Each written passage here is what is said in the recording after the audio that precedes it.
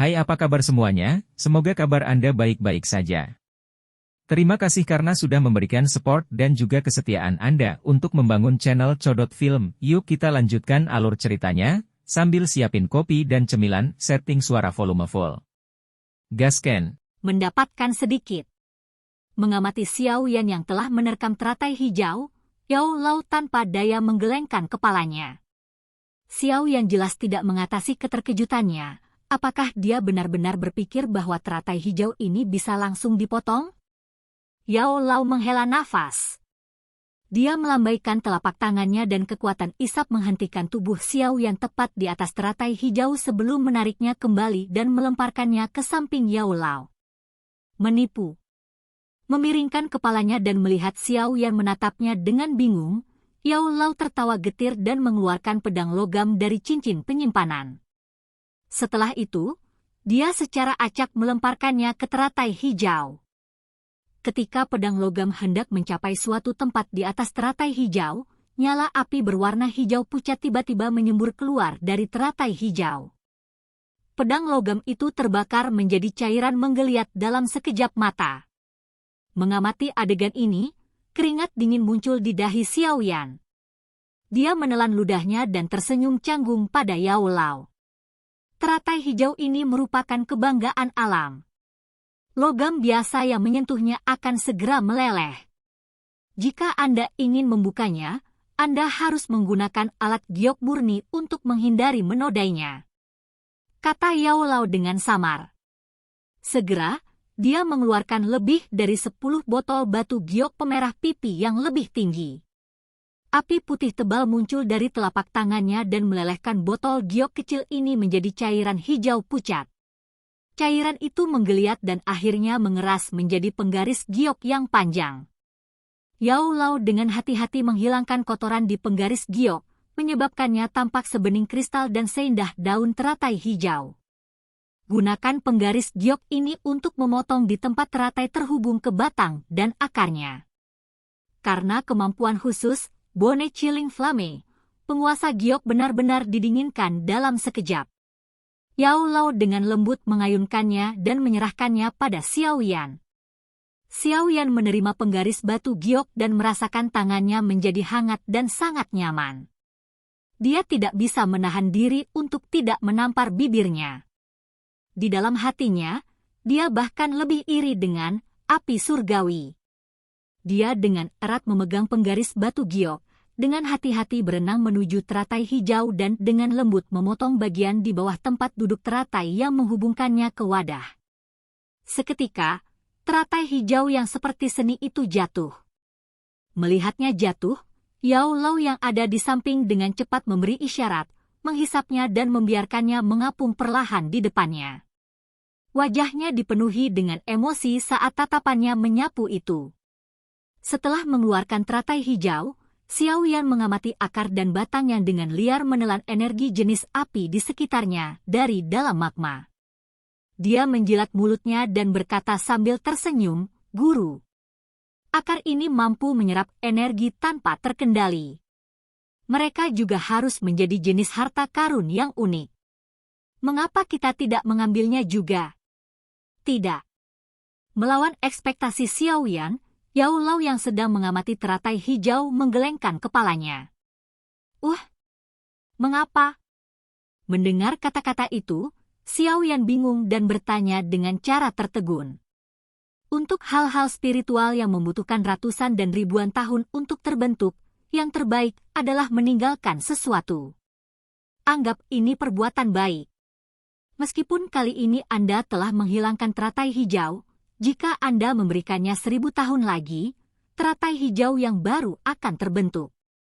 Namun, jika Anda juga mengambil akar dan batangnya, maka api inti teratai hijau akan menghilang selamanya dari ruang bawah tanah ini. Untuk membentuknya kembali akan sangat sulit. Yao Lao menatap akar yang bergoyang dan mendesah. Di dunia alkemis, merusak akar dan batang ketika mendapatkan benda atau bahan spiritual adalah sesuatu yang paling membuat marah orang lain. Lagi pula, persyaratan untuk objek spiritual untuk terbentuk terlalu menuntut. Mendengar desahan emosional Yao Lao, Xiao Yan mengangguk setelah linglung sejenak. Dia menempatkan penggaris hijau di tangannya ke dalam ring dan mengalihkan pandangannya ke arah batang dan akar yang panjang. Setelah itu, dia berbalik dan sampai di depan Yao Lao. Tatapannya dipenuhi dengan kegembiraan saat dia menatap teratai hijau, wajahnya dipenuhi dengan kerinduan. 1, 2, 3, ada total 11 Corvair Lotus Sets. Haha, Anda cukup beruntung. Setelah menghitung cahaya fluoresen kecil di teratai hijau, Yao Lao tidak bisa menahan tawa. Sebenarnya saya sangat penasaran mengapa Ratu Medusa meninggalkan semua harta ini di sini ketika dia datang untuk merebut api surgawi. Jangan bilang padaku bahwa semua ini bukan apa-apa di matanya. Xiao Yan tiba-tiba berkata dengan suara bingung saat dia menatap teratai hijau. Aku sudah memberitahumu. Ini mungkin tampak sangat mudah ketika Anda menggunakan penggaris batu giok untuk melepaskan teratai hijau sebelumnya. Tetapi jika Anda menggunakan bahan lain untuk membukanya dengan paksa, itu akan menjadi sesuatu yang tidak mungkin. Ratu Medusa bukanlah seorang alkemis, jadi bagaimana dia bisa tahu tentang tipuan kecil semacam ini? Selain itu, ketika dia mengambil api surgawi, dia pasti terluka parah oleh api surgawi. Menambahkan panas dan tekanan magma di sekitarnya, dia tidak punya waktu ekstra untuk disia-siakan. Yao Lao tersenyum saat berkata. Dia sekali lagi mengeluarkan 10 botol giok kecil dan penggaris giok dari cincin penyimpanan sebelum dia dengan hati-hati mengambil 11 biji teratai api inti dari inti teratai dan menempatkannya ke dalam botol giok. Simpan semua ini dengan benar. Jangan biarkan orang lain melihatnya dengan mudah, terutama teratai hijau ini. Selain saat Anda berlatih, hindari menggunakannya sebanyak mungkin. Jika tidak, Anda dapat menimbulkan masalah yang tidak perlu. Setelah menyimpan semua botol giok ke dalam cincin penyimpanan, Yao Lao menyerahkannya kembali ke Xiao Yan dan memperingatkan. Iya. Setelah memakai cincin penyimpanan di jarinya, Xiao Yan mengalihkan pandangannya ke sekelilingnya. Dia menyadari bahwa sejak teratai hijau telah meninggalkan akar dan batang, cahaya berwarna hijau di sekitarnya tampaknya secara bertahap menyusut. Ayo pergi. Mengamati perubahan di sekitarnya, tubuh Yao Lao sedikit gemetar dan berubah menjadi api putih tebal yang menutupi permukaan tubuh Xiao Yan. Iya. Xiao Yan menganggukkan kepalanya sedikit dan dengan lembut menghela nafas. Tatapannya menatap sekilas ke akar teratai hijau, menjilat lidahnya dan melangkah maju. Setelah itu, tubuhnya dengan cepat berenang keluar dari cahaya hijau. Setelah meninggalkan cahaya hijau, Xiao Yan melambaikan tangannya ke Flame Spirit Serpent agak jauh.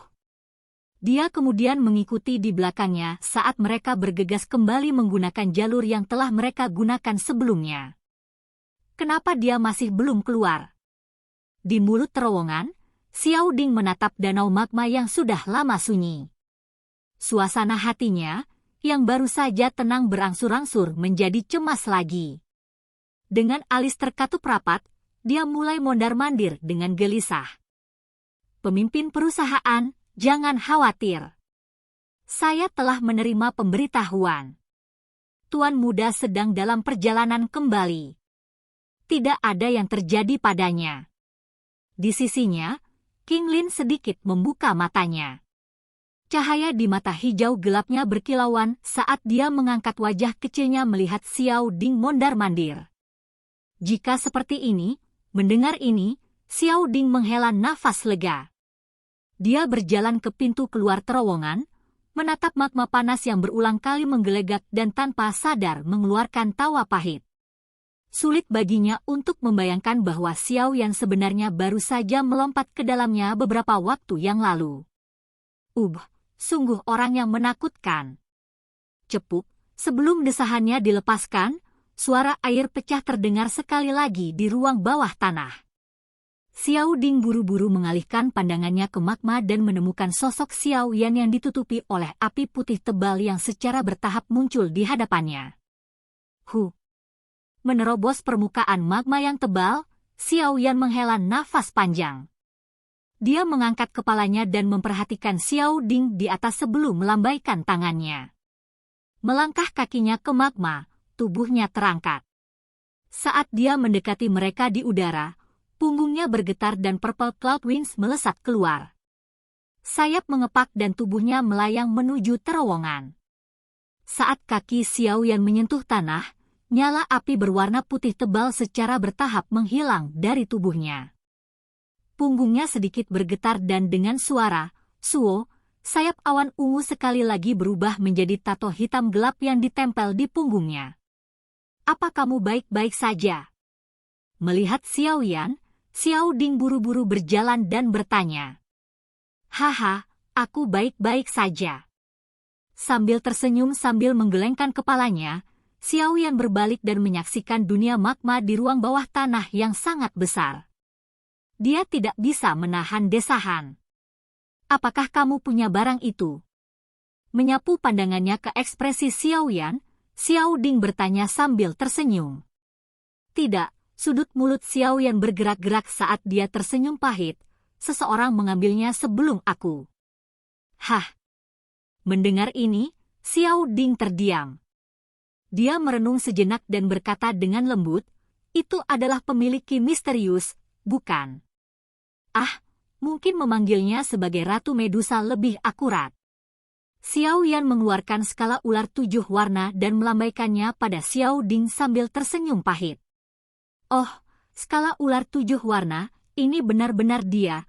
Melihat potongan dari skala ular 7 warna itu, senyum pahit muncul di wajah Xiao Ding saat dia menghela nafas. Xiao Yan mengangguk. Dia mengerutkan bibirnya dan berkata dengan lembut, "Aku telah menemukan keberadaan api surgawi. Setelah ini, saya akan langsung menuju ke wilayah dalam gurun Tager. Jika saya memiliki kesempatan, saya berencana untuk mencuri api surgawi dari Ratu Medusa." "Apa? Anda ingin mencuri api surgawi dari tangan Ratu Medusa?" Mendengar ini, Xiao Ding sesaat bingung sebelum ekspresinya berubah drastis dan dia tanpa sadar berteriak. Di daerah sekitar gurun Tager, reputasi ganas Ratu Medusa tidak akan kalah dengan reputasinya yang genit. Banyak orang di kota-kota sekitar gurun Tager merasakan teror yang hebat terhadap Ratu Medusa sampai-sampai mereka gemetar mendengar namanya. Jadi, meskipun Xiao Ding tahu bahwa Xiao Yan cukup kuat, dia masih merasa tidak masuk akal ketika dia mendengar bahwa Xiao Yan ingin memprovokasi Ratu Medusa. Bagaimanapun, Ratu Medusa adalah orang yang sangat kuat yang terkenal di seluruh kekaisaran Jia Ma, tidak seperti Luobu dari kota Gurun Batu. Saat itu, ketika kekaisaran ingin meluncurkan tentaranya untuk menyerang suku Snake People, mereka telah mendapatkan bantuan dari 3 Do Wang, tetapi bahkan mereka masih terluka parah oleh Ratu Medusa dan ekspedisi terpaksa mundur. Dari sini, terlihat bahwa reputasi garang Ratu Medusa ini tidak datang dari kesombongan. "Hehe, kakak, santai saja. Saya hanya akan mencoba.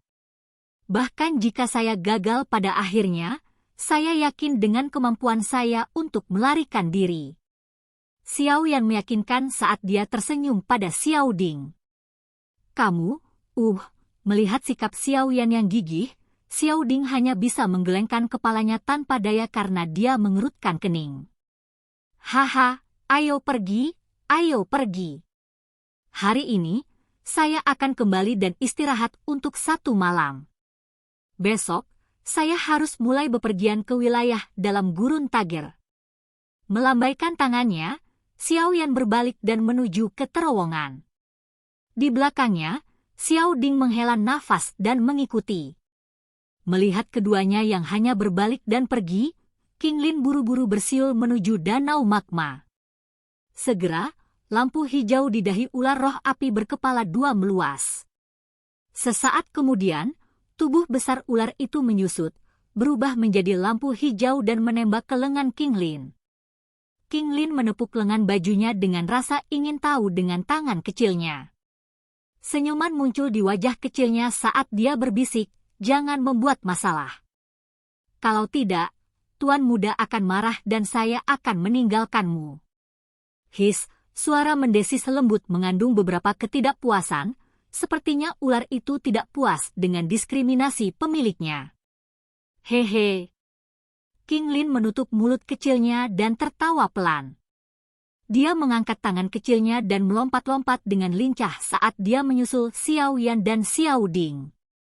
Ketiganya secara bertahap menghilang ke dalam terowongan gelap.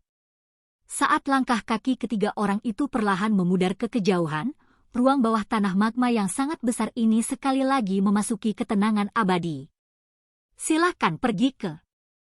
Oke guys, jangan lupa like, comment, share, and subscribe di channel Codot Film. See you next video. Peace out and bye-bye.